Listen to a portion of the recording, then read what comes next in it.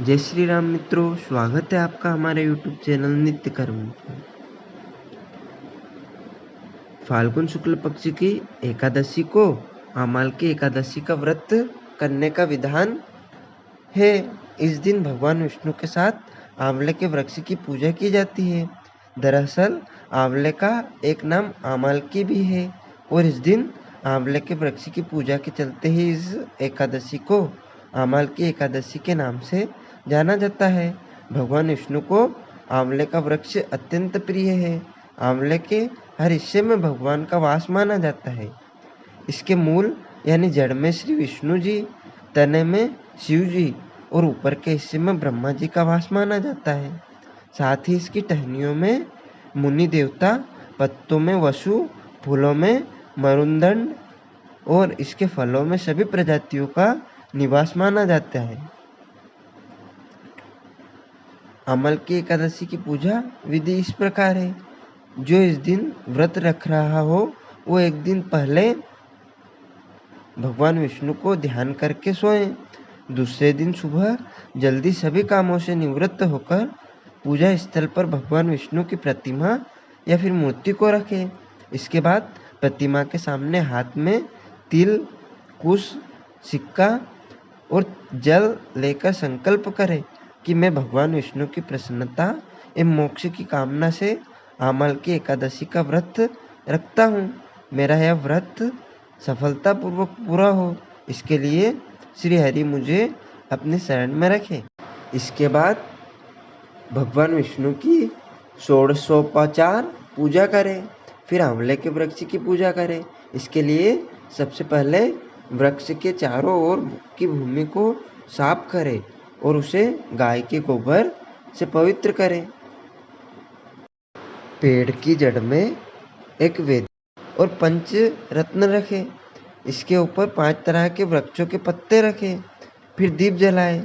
कलश पर श्रीखंड चंदन का लेप करें और वस्त्र पहनाएं। अंत में कलश के ऊपर भगवान विष्णु के छठे अवतार परशुराम की मूर्ति स्थापित करें और विधिवत रूप से परशुराम जी की पूजा करें। रात में भागवत कथा व भजन कीर्तन करें तथा प्रभु का स्मरण करें। अगले दिन सुबह ब्राह्मणों को भोजन करवाकर दक्षिणा दे। साथ ही भगवान परशुराम की मूर्ति सहित कलश ब्राह्मण को भेंट करें। इसके बाद ही स्वयं भोजन करें। अब हम आपको अमल की एकादशी की कथा सुनाएंगे। भगवान विष्णु की नाभि से उत्पन्न होने के बाद ब्रह्मा जी के मन में जिज्ञासा हुई कि वह कौन है, उनकी उत्पत्ति किससे हुई। इस प्रश्न का उत्तर जानने के लिए ब्रह्मा जी परब्रह्म की तपस्या करने लगे। ब्रह्मा जी की तपस्या से प्रसन्न होकर परब्रह्म भगवान विष्णु प्रकट हुए। विष्णु को सामने देखकर ब्रह्मा जी की खुशी से रोने लगे। इनके आंसू भगवान विष्णु के चरणों में गिरने लगे। ब्रह्मा जी की इस प्रकार भक्ति भावना देखकर भगवान विष्णु प्रसन्न हुए और ब्रह्मा जी के आंसुओं से आमालकी यानी आंवले का वृक्ष उत्पन्न हुआ। भगवान विष्णु ने ब्रह्मा जी से कहा कि आपके आंसुओं से उत्पन्न आंवले का वृक्ष और फल मुझे अति प्रिय रहेगा। जो भी आमालकी एकादशी के दिन आंवले के वृक्ष की पूजा करेगा उसके सारे पाप समाप्त हो जाएंगे और व्यक्ति मोक्ष प्राप्ति का अधिकारी होगा। आमालकी एकादशी की कथा में इस संदर्भ में एक राजा की कथा का उल्लेख किया गया है जो पूर्व जन्म में एक शिकारी था। एक बार आमालकी एकादशी के दिन जब सभी लोग मंदिर में एकादशी का व्रत करके भजन और पूजन कर रहे थे, तब मंदिर में चोरी के उद्देश्य से वह मंदिर के बाहर छुपकर बैठा रहा। मंदिर में चल रही पूजा अर्चना देखते हुए वह लोगों के जाने का इंतजार कर रहा था। अगले दिन सुबह हो जाने पर शिकारी घर चला गया।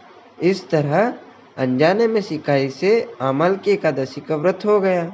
कुछ समय बाद शिकारी की मृत्यु हुई और उसका जन्म राज परिवार में हुआ। पंडित जी कहते हैं कि कई जगह पर भगवान विष्णु के थूक से आंवले के वृक्ष की उत्पत्ति की कथा मिलती है, जो सही नहीं है। अगर आंवला भगवान का थूक है तो वह भगवान इतना प्रिय नहीं हो सकता।